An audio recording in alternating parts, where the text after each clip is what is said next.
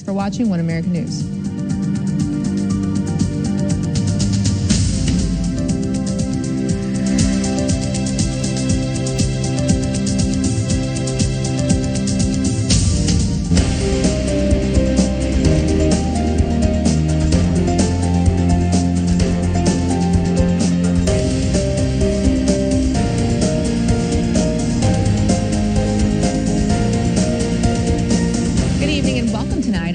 So the Treasury Department says Chinese hackers infiltrated agency workstations and stole unclassified documents. That's according to a recent letter from the agency to congressional lawmakers, which attributed the major incident to a Chinese state-sponsored advanced persistent threat. Now, officials say hackers obtained a key used by Beyond Trust, a third-party company that provides tech support to the agency.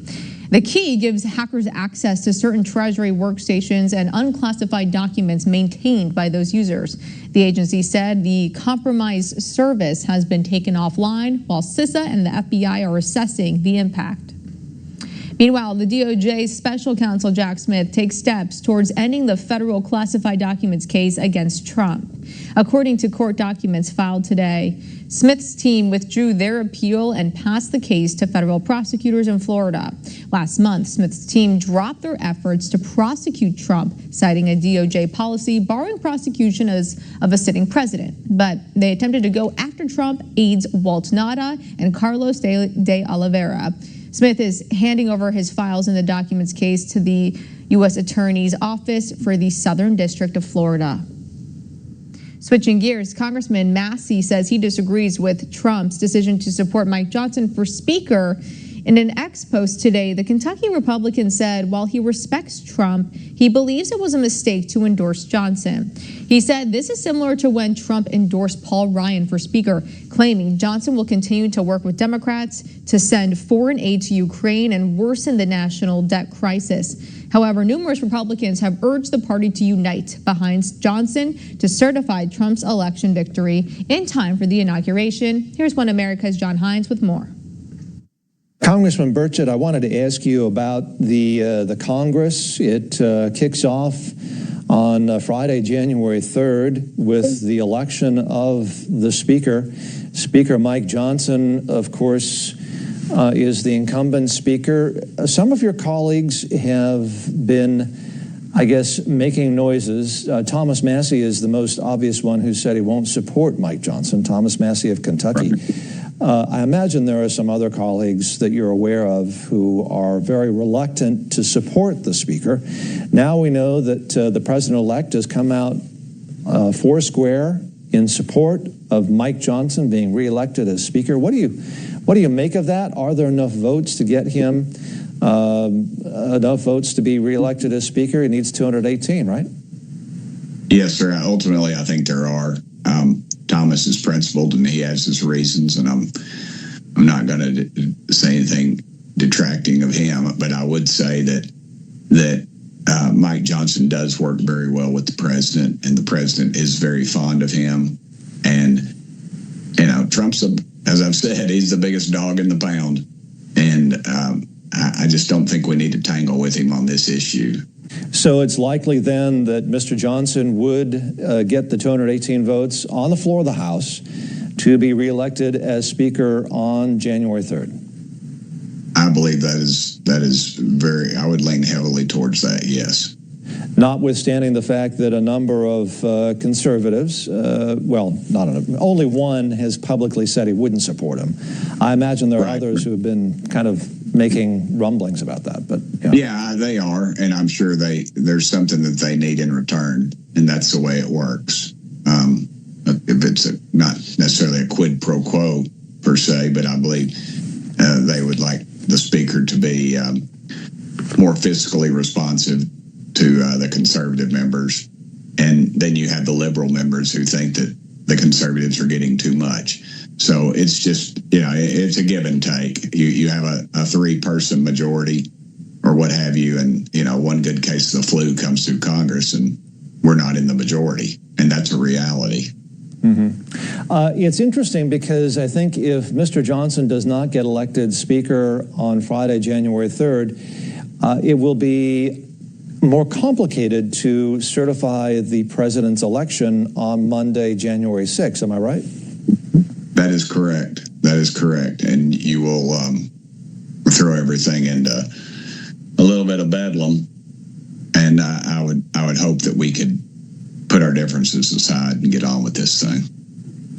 I'm wondering if the Republican conference would contemplate maybe changing some of the rules. For instance, I know there's that rule now where it only takes one individual to offer a motion to vacate the chair, which is basically a non-confidence vote on the speaker. Is there a scuttlebutt about changing that? So maybe it takes 3 or 4 or something like that?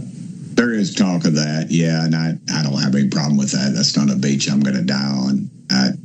If one has a problem, that sometimes that's just a personality, but if there's 2 or 3 or 4 or 5 is the last time we did this, then I think that's probably more judicious, and that's probably what the public would like to see. And do you think that Mr. Trump coming out foursquare and endorsing Mr. Johnson has made a difference in the prospect of him being speaker? I'd say it has. I wouldn't say 100% because it probably won't flip Massey, but I think the rest see that. And Trump's probably, if I know Donald Trump, and I think I do, he's probably on the phone today, backing that up with the people who have publicly stated that they're not. And privately, there's some that won't say it publicly. They have problems with Johnson, and Trump is very persuasive. He understands the deal, and he understands also what's on the table. Congressman Tim Burchett, 2nd District of Tennessee. Sir, it's always a pleasure to talk to you. Thank you for talking to us on One American News. Thank you. I love OAN. Y'all are great. Thank you, brother. President Biden announces another $2.5 billion in additional military aid to Ukraine, using his final weeks in office to bolster the country. Here's One America's Daniel Baldwin. Clearly still in the giving Christmas spirit, President Joe Biden and his outgoing administration are sending a $2.5 billion military aid package to Ukraine. In a statement on Monday, Biden said the United States will continue to work relentlessly to strengthen Ukraine's position in this war over the remainder of my time in office. Retired Air Force Colonel Rob Maness joins us right now. Sir, we appreciate you joining to talk about this. In addition, Treasury Secretary Janet Yellen will be dispersing $3.4 billion in budget aid to Ukraine. This is certainly coming at the very last minute, given that the Biden administration will be no longer in 3 weeks or so. What do you make of the latest aid packages that are being sent over there? You know, doesn't really matter what I make of it, Daniel. What really matters is when you look at the videos coming out of Western North Carolina today on the tweets that are talking about this $2.5 billion in aid, and you see the devastation that still exists there, it's ridiculous that we continue to throw this money down this national security rat hole. Why not just put a hold on everything until the Trump administration comes in and has a chance to do a review and make sure that the dollars are going to where they absolutely need to be and that they're not going, more importantly, where they shouldn't be going. That's what I think most people are talking about today when it comes to this. But no, $6 billion more when you add the Yellen budgetary assistance back into that, and it just continues to go, and I would expect more before January 20th. Colonel, do you view this as intentionally sabotaging the incoming Trump administration from the outgoing Biden administration? They know that the Trump administration does not view the war in a similar manner as they do. They understand that the Trump administration will likely be looking to try to find a way to get a ceasefire, a peace deal, a long-term peace deal between the two countries. Is this just a way to make that more difficult for the incoming president? Oh, it absolutely is. You know, as you know, these things tend to get a life of their own the more embedded that one nation becomes in another nation's wars. And the way the United States and NATO are doing this is through the billions of dollars in assistance, the material that's been given I'm not going to say sold because they'll never pay for it, been given to Ukraine. The production capability that the United States doesn't have, and everything it's making when it comes to things like 155 millimeter artillery shells is going into the war effort in Ukraine. And what Biden's hope is that the United States will be so embroiled in this that it'll be extremely difficult for President Trump to turn it off. The question is, can President Trump fulfill his promise as the deal maker in the art of the deal to be able to get this fighting stopped in a ceasefire and then a long-term peace deal to follow on after that? I think he's still got the opportunity to do it, but it will become increasingly more difficult as time goes by. And look, on the budgetary assistance, we're paying pensions for Ukrainian government employees. Heck, we don't even do that in our own country, pay for government employees' pensions reliably sometimes because, we're always coming up on the shut the government down deal, and that has an impact on government employees. About 3 years into the war, the Biden administration has committed about $175 billion in total aid for Ukraine. Colonel, how should the U.S. taxpayers feel? They should feel robbed is how they should feel, especially if they live in places like Western North Carolina or in Florida where Hurricane Milton hit, which is still in a pretty hard hit area too. When you have organizations like FEMA saying, hey, we're not going to help you if you have a certain type of political sign in your yard or on your car. And we're the ones that are paying the taxes. Every single one of those people that needs assistance that isn't getting it, they are tax-paying Americans, and they should feel robbed. Retired Air Force Colonel Rob Mena, sir, we appreciate you joining on One American News. Merry Christmas.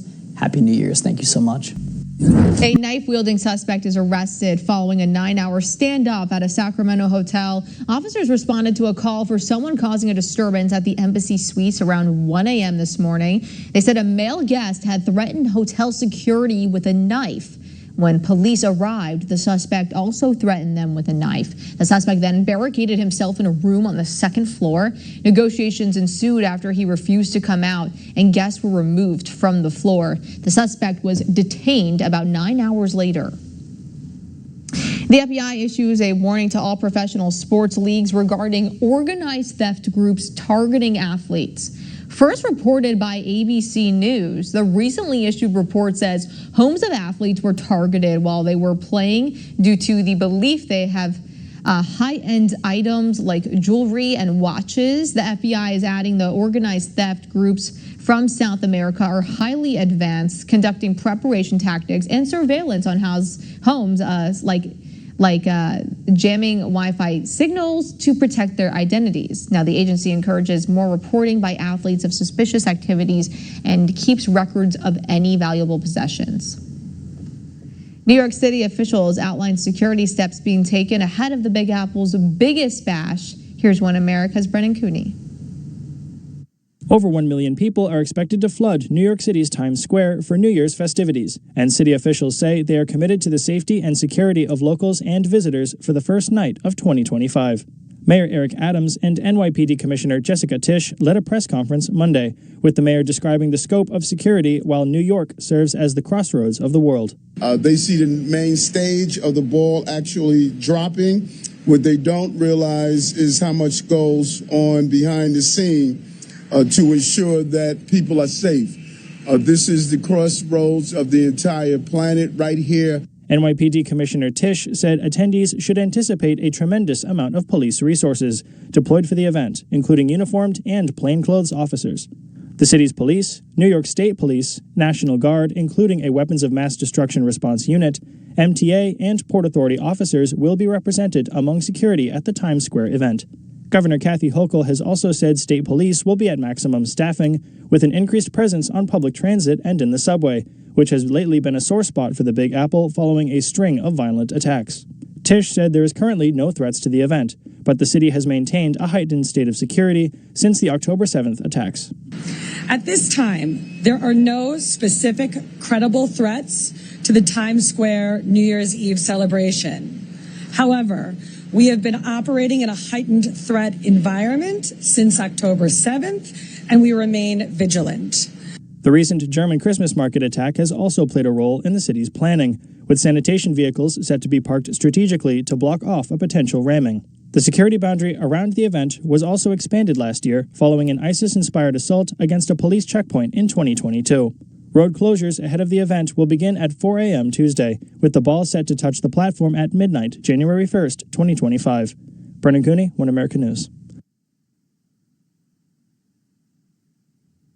Georgia's AG Chris Carr is calling on the state Supreme Court to decline hearing an appeal from District Attorney Fani Willis. Earlier today, he shared his thoughts on a possible appeal from Willis to the state's high court over her removal from the Fulton County election case. Carr asserts the Georgia Court of Appeals has ruled that Willis created her own conflict and rightfully removed her from the case against Trump.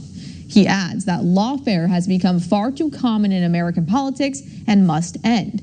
Going on to say he hopes Willis will refocus taxpayer resources on the successful prosecution of violent criminals in Fulton County. And at least 4 people are dead following a severe storm system that swept across the southeast U.S. Reports say at least 45 tornadoes were reported across 5 southern states throughout the weekend. 2 people were confirmed dead in Mississippi, 1 death in North Carolina and Texas, while dozens of others were injured across multiple states. The storms also caused damage to homes and buildings, leaving thousands without power and grounding hundreds of flights before the busy holiday week. A crime-fighting nonprofit is helping solve cold cases nationwide. Here's One America's Taylor Tinsley. A nonprofit organization is helping solve decades-old cold cases around the country. Based out of Las Vegas, Nevada, Project Justice helps solve cold cases by funding the reevaluation of evidence with the newest DNA technologies. Justin Wu co-founded the organization with his wife, Lydia Ansell. It started out as the Vegas Justice League, where they worked with the local police department to help solve cold cases. Their first assist came in 2021, helping police solve the 32-year-old murder of Vegas native Stephanie Isaacson.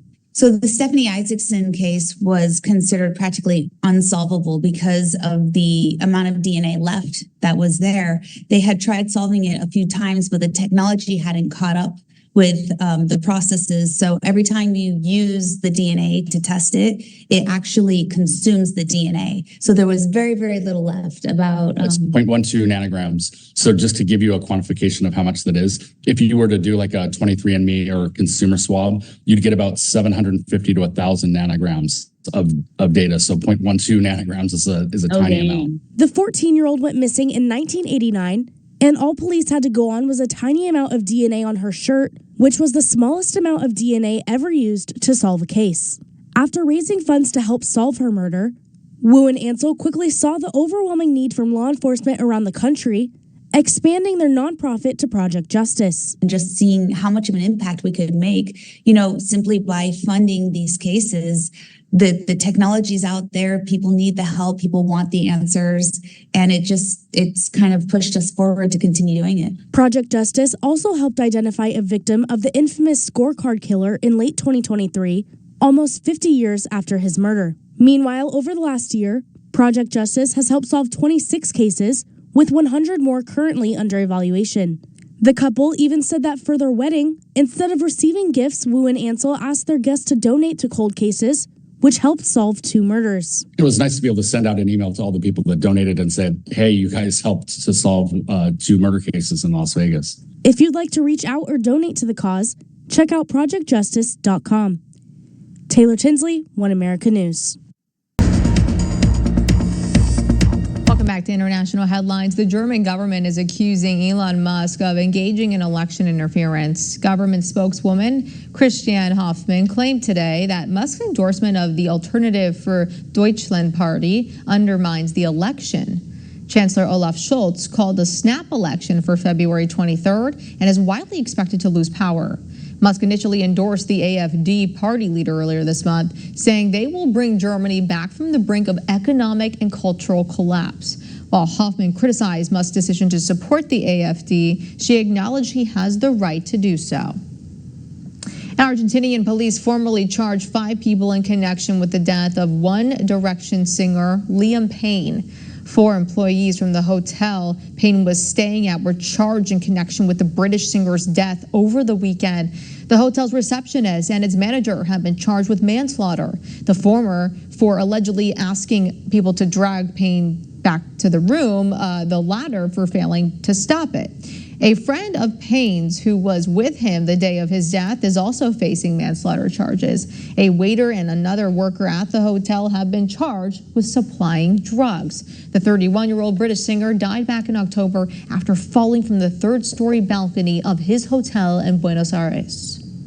Ukrainian President Volodymyr Zelensky announces a prisoner exchange with Russia. Take a look. This was the moment Vasyl Nisharet reunited with his wife and 5-year-old daughter on Monday, after Ukraine and Russia carried out a new prisoners of war exchange.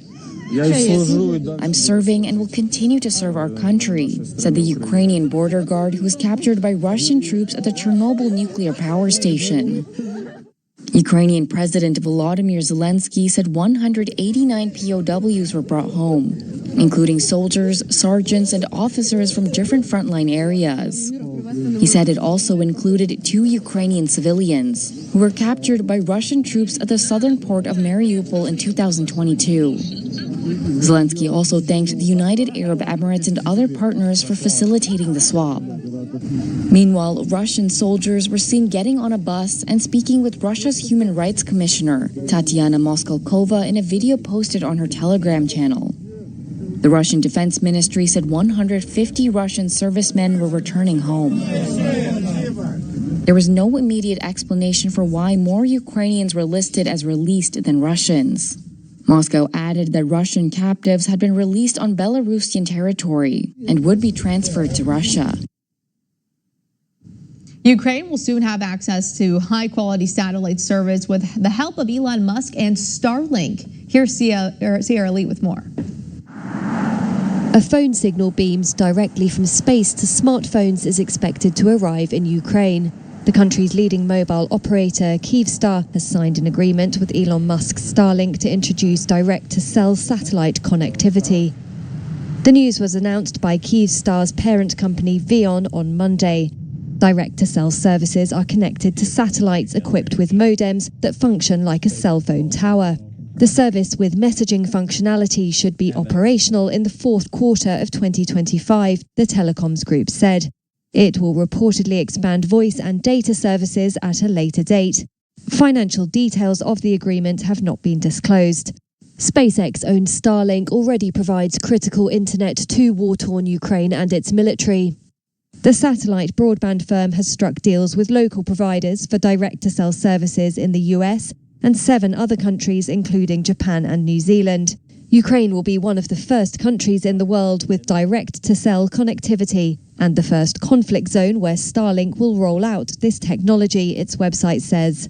Russia has ramped up its efforts to jam signals between Starlink satellites and ground terminals in Ukraine for 2 years. The agreement comes as Musk, Starlink's owner, grows more engaged with the incoming Trump administration in the US and its Ukraine strategy. If 2,000 kilometers is not enough to separate our children from the terror, let me assure you, it will not be enough to protect their terror from our strengths. Israeli ambassador to the UN, Danny Danon, vows to destroy the Houthi rebels. In a press conference today, Danon blasted the UN for refusing to condemn Islamic terrorists for targeting Israeli children. But Danon had a stark warning to the rebels, saying if they continue threatening the Jewish state, they will meet the same fate as Hamas and Hezbollah. Perhaps you have not been paying attention to the lessons of this past year.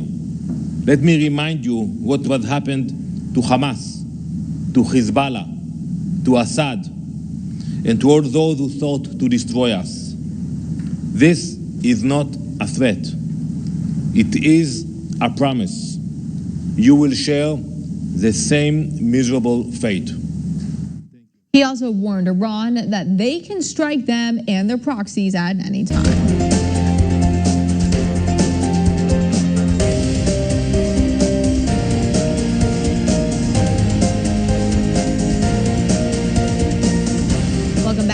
It's Monday night. I'm Dana Alexa. Thank you for watching. Former Trump security advisor Robert O'Brien says the president-elect is serious about the U.S. acquiring Greenland if Denmark doesn't shore up its defenses. Speaking with Fox News on Sunday, O'Brien said Denmark, which still maintains control of Greenland and matters like defense, must either defend the island, pay the U.S. to do so, or sell the island to us.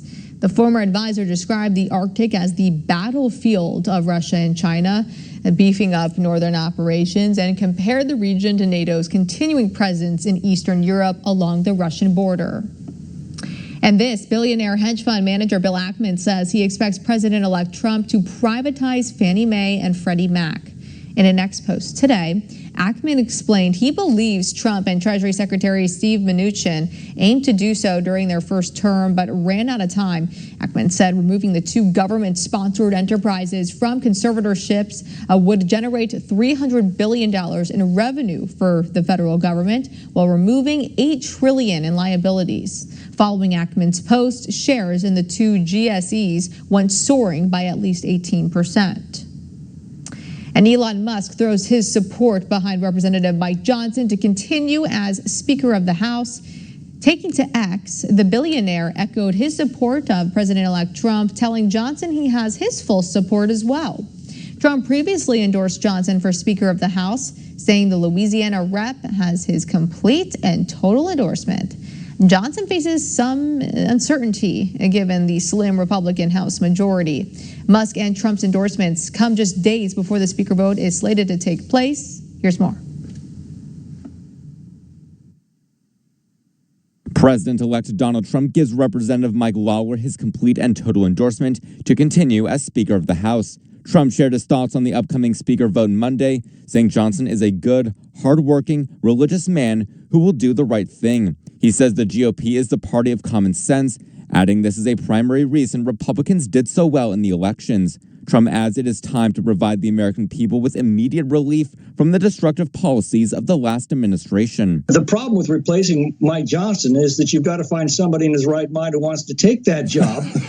and anybody who wants it obviously isn't in his right mind. Given the slim Republican majority, Johnson can only afford to lose one vote, assuming every member is present and casts a vote. This is something New York Representative Mike Lawler pointed to. People better be very careful, though, because you're playing with fire. And if somebody thinks that they're going to be able to get 218 votes for somebody, let's say, out of the Freedom Caucus, they're kidding themselves. He is advocating for a unification behind Johnson for Speaker. This comes as Representative Thomas Massie has indicated that he won't back Johnson, even critiquing President Trump's support, saying Trump at one point supported Paul Ryan. However, Lawler said Massie and his allies don't have the votes for a more conservative speaker. Mike Johnson is arguably the most conservative speaker that's ever been elected to the office.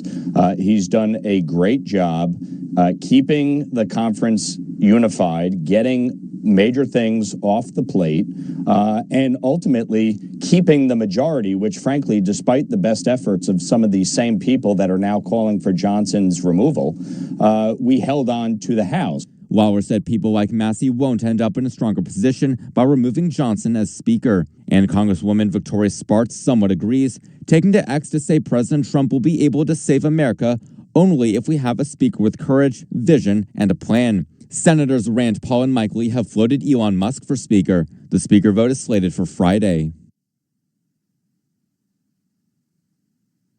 While I think that both are absolutely qualified, I do think that within the Democratic caucus, we are really stuck in our old ways of doing things. Congresswoman Jasmine Crockett claims Democrats are stuck in their ways. In an interview Sunday, Crockett blasted the House Democratic Caucus for selecting Jerry Connolly as the ranking member of the House Oversight Committee over Alexandria Ocasio-Cortez. Crockett said while Connolly is a good fit for the post, she said her party prioritizes seniority over quality. I think that America is looking at us and saying, wait a minute, we lost the election and we know that the Senate lost seats. Now the House, we picked up seats, right? But I think they are saying we're looking towards y'all to show us that you're willing to shake it up if it means that we can move this country forward. She also said they should take a page out of the House GOP's playbook and establish term limits for committee leadership. U.S. Attorney for D.C. Matthew Graves announces he's stepping down before Trump's inauguration. In a press release today, Graves revealed he will be resigning on January 16th after more than 3 years in the role. Graves, a Biden appointee, helped lead the Justice Department's probe into January 6th, which led to his office charging more than 1,500 people. President-elect Trump has signaled his intent to pardon many of those prosecuted by Graves. Bridget Fitzpatrick will serve as the acting D.C. U.S. Attorney once he steps down. Trump has yet to name his choice for the role. Also, Tennessee Congressman Tim Burchett says that new photos of then Vice President Joe Biden meeting with Hunter's Chinese business partners proves that he lied to the American people. Here's One America's John Hines.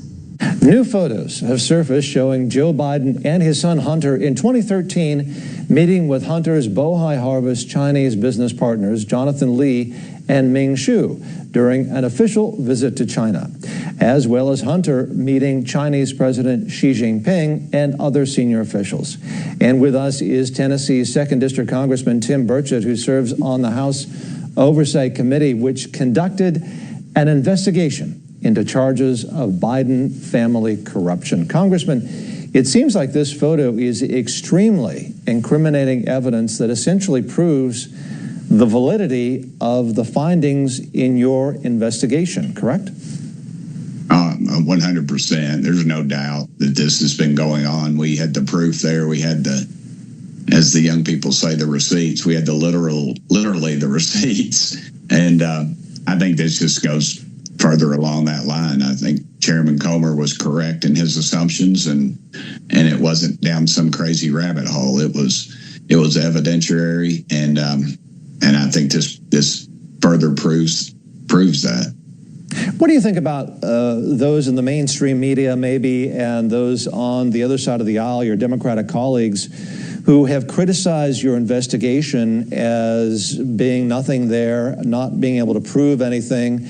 It seems like this photo is literally photographic evidence that, in fact, essentially the president lied, right?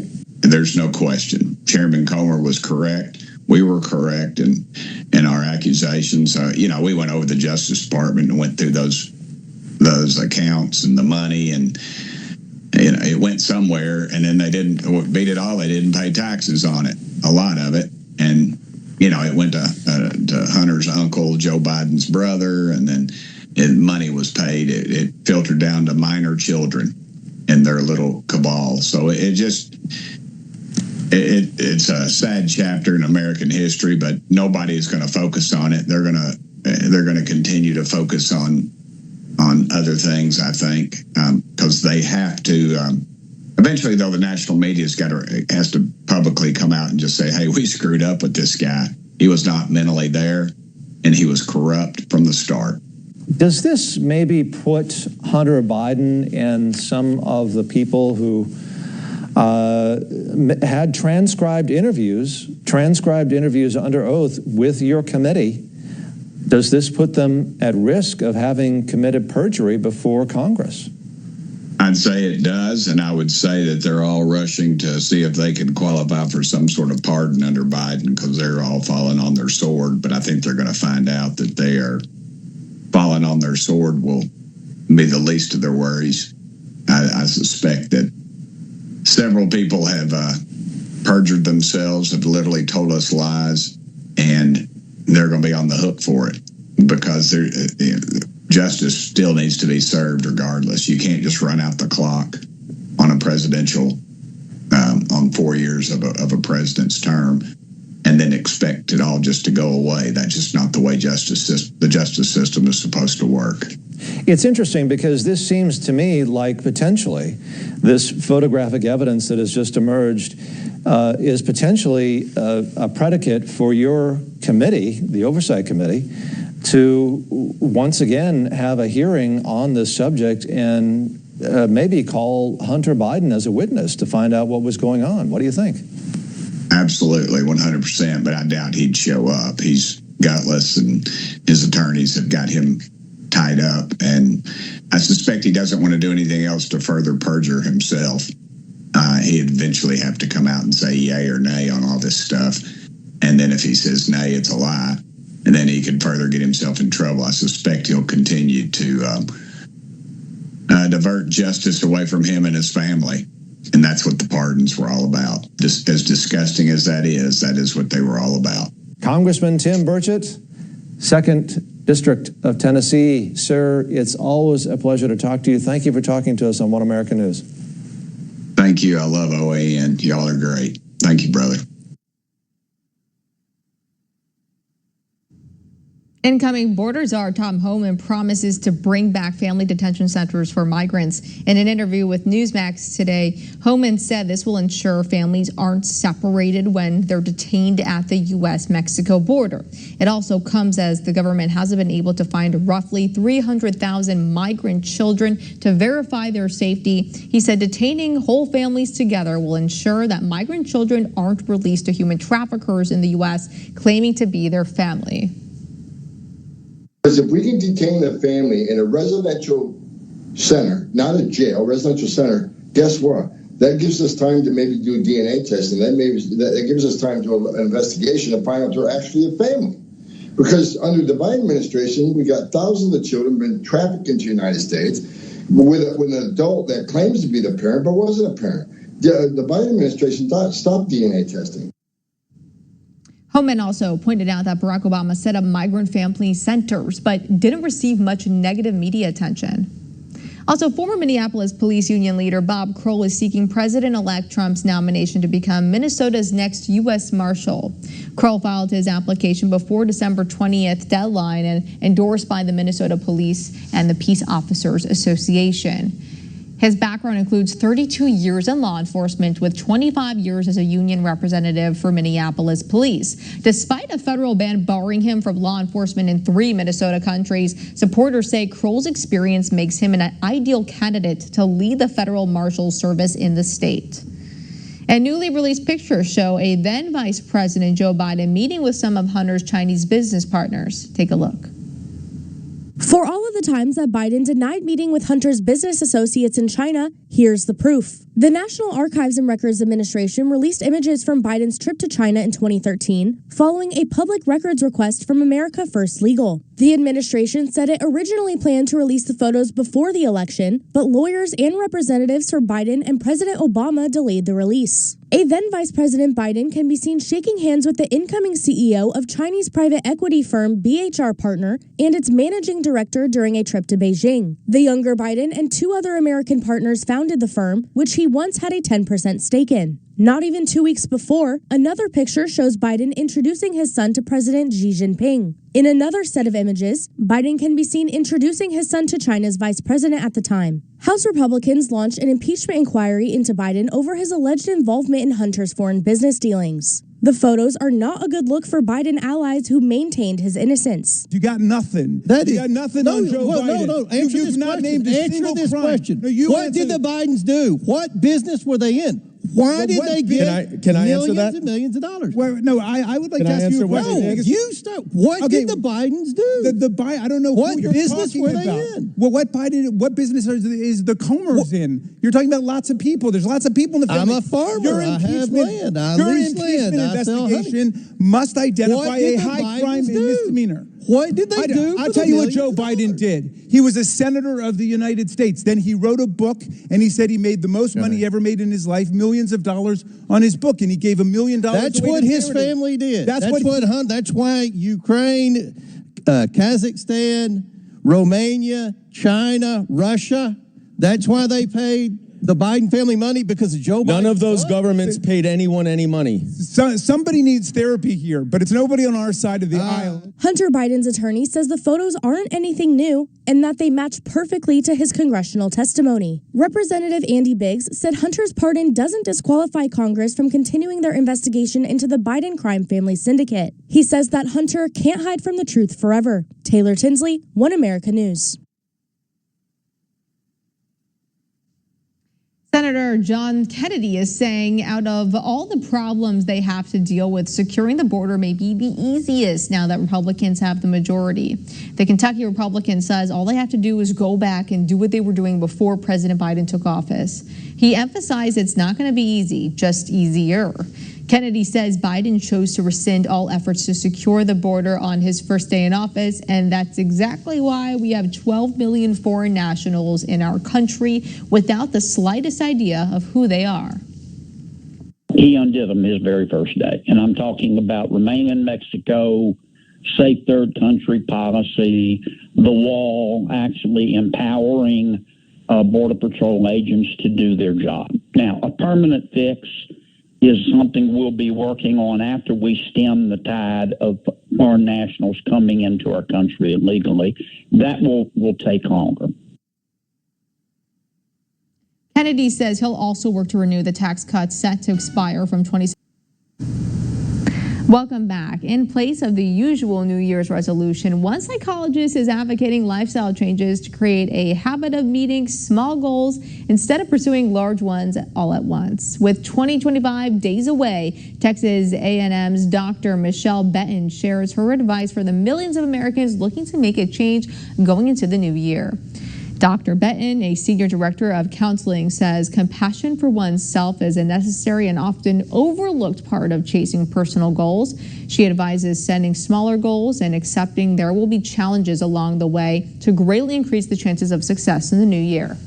We can lean into the fact that there is messiness of being human, and what that means is there will be errors, and it's through those errors and challenges we can learn, we try again, and we build some resilience and confidence. And that's where those reasonable goals come in, is because each little success builds a little bit more motivation, builds a little more confidence.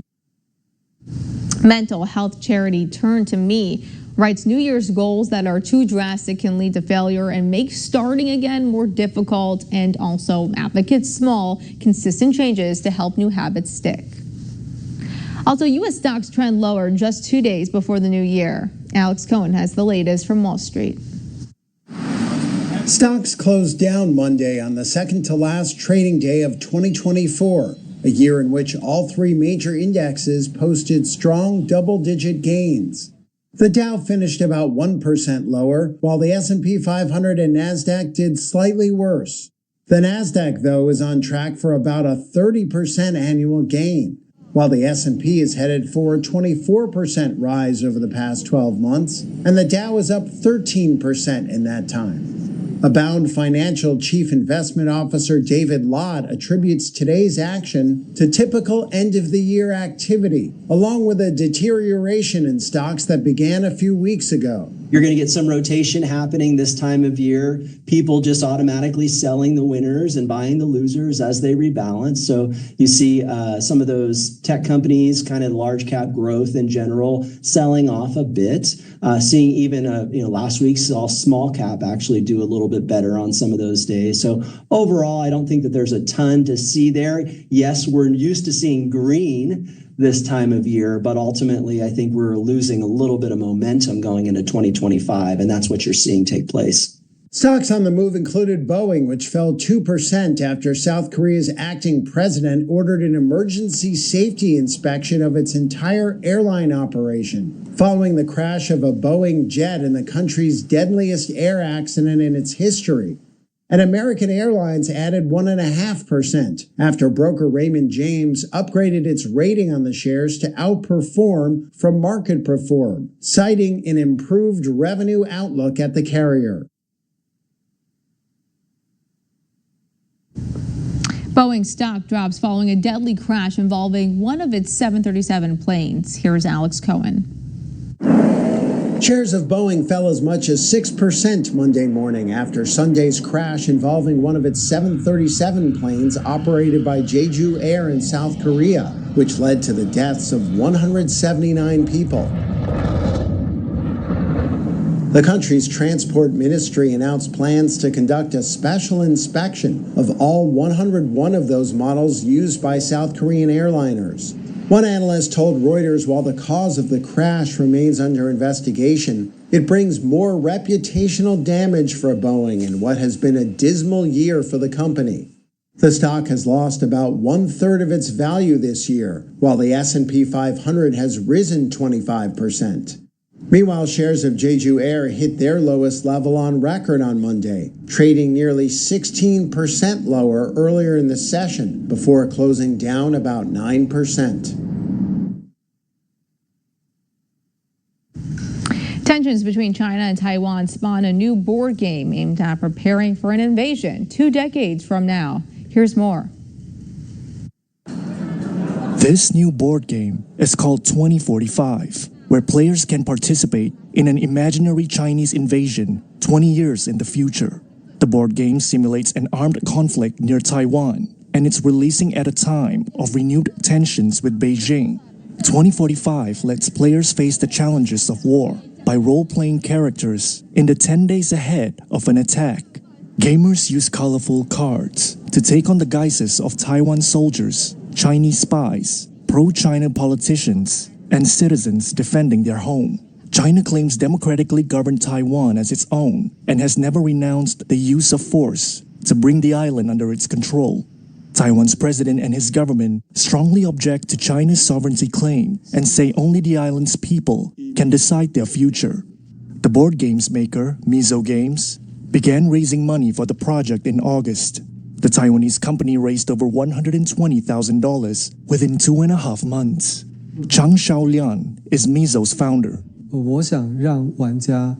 I want the players to feel that they want to win and to think about what they will do to win. In this game, there are 2 types of victories, individual victory and the victory of Taiwan. The 2 outcomes pose a huge conflict of values for the players. I don't want players to play the game with just the mindset to learn, but I want them to play the game with the desire to participate in and win this war on the table. The game is also set for release in the US and Europe.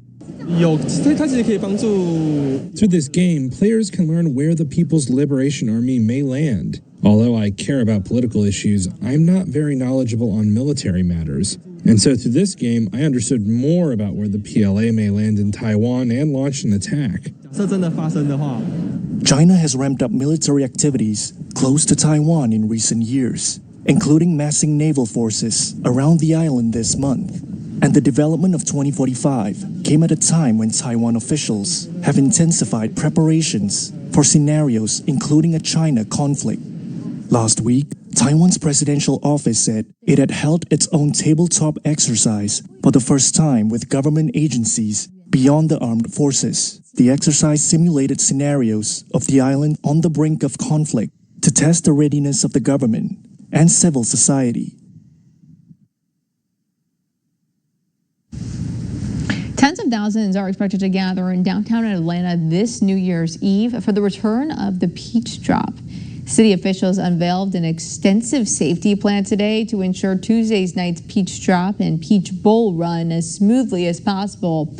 Favorable weather, new hotels, and last year's cancellations are expected to draw in big crowds to ensure maximum coverage across the city. All off days, that is, for officers were canceled this New Year's Eve, and personnel are now required to work 12-hour shifts.